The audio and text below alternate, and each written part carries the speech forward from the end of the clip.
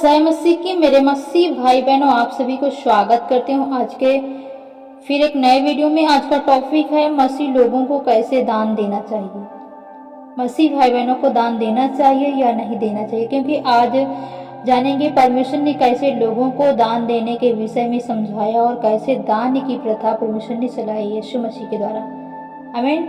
आज बहुत से भाई बहन लोग अब अपने मन में सोचते रहते हैं कि हमें दान देना चाहिए या नहीं, क्या दान देना सही है या नहीं, या दान देना व्यवस्था में परमेश्वर के खिलाफ तो नहीं है। तो आज हम इसी टॉपिक में बात करेंगे कि परमेश्वर ने कैसे लोगों को बताया और कैसे चलने की अनुमति दी, क्योंकि हम जैसे उपासना के संबंध में जानते हैं तो हमें उसका सुधार भी करना है कि अपने जीवन में हम किस बातों से गरीबी की ओर जा रहे हैं या दुष्ट आत्माओं से फंसे हुए हैं या अपनी उन्नति को नहीं कर पा रहे हैं, तो हमें उसका सुधार भी करना चाहिए। और सुधार कैसे होगा, आज जानेंगे वचन के द्वारा।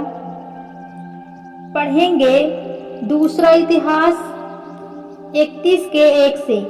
जब यह सब हो चुका तब जितने इजरायली उपस्थित थे उन सभी ने यहूदा के नगरों में जाकर सोर यहूदा और बेनामी और एमरी और मानस्या में लाठी को तोड़ दिया, असुरों को काट डाला और ऊंचे स्थान पर वेदी को गिरा दिया। और उन्होंने उन सब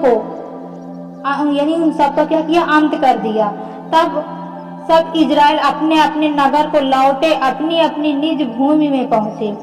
हिजकिय्याह ने याजक के दल को और लेवी के वरन याजकों और लेवियों दोनों को उनके दल के अनुसार एक एक मनुष्यों को उसकी सेवा के अनुसार इसलिए ठहरा दिया कि वे यहोवा के छावनी के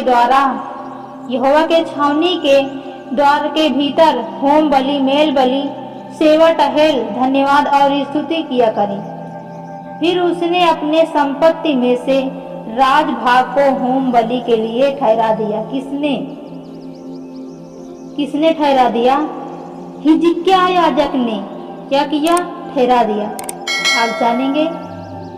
वे यहोवा की छावनी के द्वारा भीतर होम बलि, मेल बलि, सेवा टहल, धन्यवादी और स्तुति किया करें।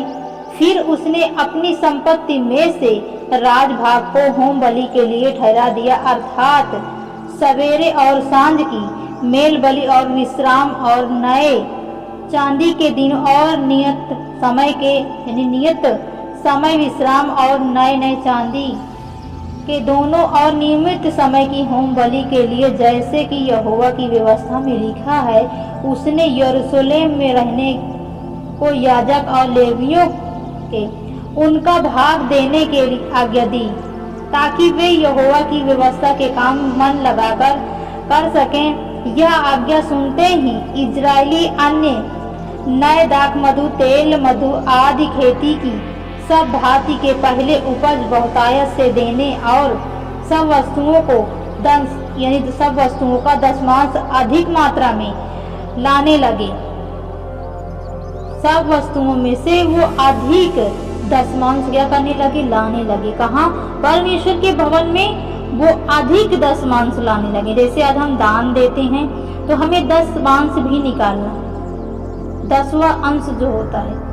हम दान तो अपनी इच्छा के अनुसार देते हैं, लेकिन जो 10वां अंश होता है वो परमेश्वर का हक होता है। ये नहीं कि हम दान दे दिए तो हम सब कुछ व्यवस्था को पूरा कर दिए, ये नहीं हो सकता। आप दान दे रहे हैं तो अपने बढ़ोतरी से दे रहे हैं, पर जो दशमांश है वो परमेश्वर का हक है, हमें प्रभु का हक भी देना पड़ेगा। हालेलुया। जैसे यहाँ लोग अपने कामों में मन लगाकर कर सकें। क्यों? क्योंकि वो भाग आज्ञा के अनुसार भाग को, जो पहली उपज होती थी खेती की, बाड़ी की, घर की, यानी काम काज, हर एक जगह से अपने व्यवसाय से लेकर प्रभु के राज में दान दशमांश क्या करें? वस्तुओं को दान दशमांश अधिक मात्रा में देने लगे। जो इजरायली और यहूदी और यहूदा के नगरों में रहते थे वे भी बैल और भेड़ बकरियों का दशमांश और अन्य पवित्र वस्तुओं का दशमांश जो उनके परमेश्वर यहोवा ने निमित्त पवित्र की गई थी, लाकर ढेर ढेर करके रखने लगे। इस प्रकार ढेर लगा इस प्रकार ढेर लगाना उन्होंने तीसरे महीने में आरंभ किया और 7वें महीने में पूरा किया। जब हिजकिय्याह और हकीमों ने आकर उन ढेरों को देखा, तब यहोवा की ओर और उसकी प्रजा इजराइल को धन्य धन्य कहा। तब हिजकिय्याह ने याजकों और लेवियों से उन ढेरों के विषय में पूछा। याजकी महायाजक ने जो सदोम के घरानों के साथ उससे कहा, जब से लोग यहोवा के भवन में उठाई हुई भेंट लाने लगे तो सब हम लोग पेट भर के खाने को पाने लगे। आज हम जब प्रभु के राज में दान देते हैं, दशमांश देते हैं, तो आज जो प्रभु के लोग आपके लिए प्रार्थना करते हैं, आपके लिए दुआ करते हैं, क्या उन्हें जरूरत नहीं होती भोजन की? क्या उन्हें जरूरत नहीं होती कपड़े की?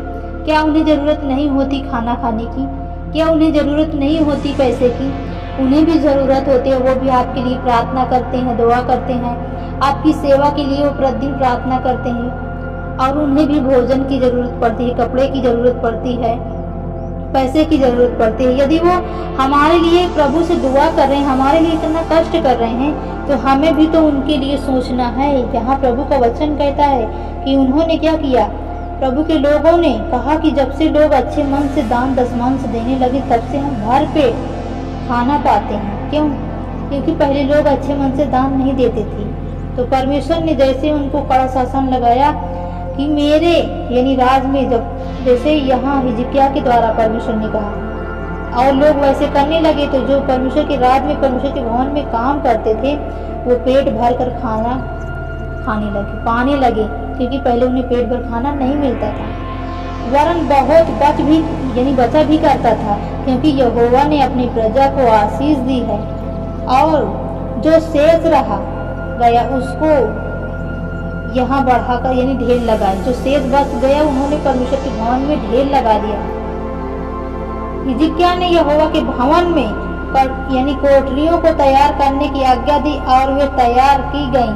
तब लोगों ने उन्हें उठाई हुई भेंटों को, दशमांश को परमेश्वर के भवन में पवित्र की हुई वस्तुओं को सच्चाई से पहचाने और परमेश्वर के राज में अधिक से अधिक अपने सहायता को और अपने सेवा की जो अभी अब सेवा करना चाहते हैं, जो दान दशमांश देते हैं, वो प्रभु के राज में दें, ताकि लोग दूसरे देखकर आपके कामों को वो भी परमेश्वर के राज में अच्छे से चलें और वो भी आशीषित हों। आपके जीवन में कोई भी श्राप न काम करे, कोई भी रोग, कोई भी बीमारी न काम करेगी। क्यों? क्योंकि परमेश्वर के राज में जब आप सच्चे मन से दान करेंगे, उस दान के द्वारा परमेश्वर आपके हर एक बंधनों को तोड़ेगा, हर एक श्रापों को तोड़ेगा।